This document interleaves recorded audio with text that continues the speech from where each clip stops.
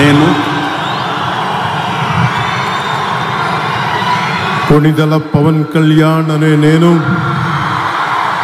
శాసనం ద్వారా నిర్మితమైన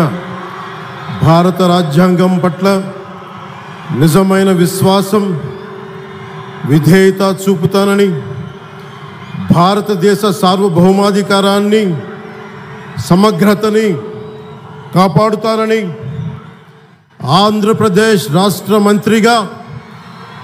నా కర్తవ్యాలను శ్రద్ధతో అంతఃకరణ శుద్ధితో నిర్వహిస్తానని, భయం కానీ పక్షపాతం కానీ రాగద్వేషాలు కానీ లేకుండా రాజ్యాంగాన్ని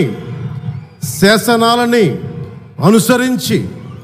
ప్రజలందరికీ న్యాయం చేకూరుస్తానని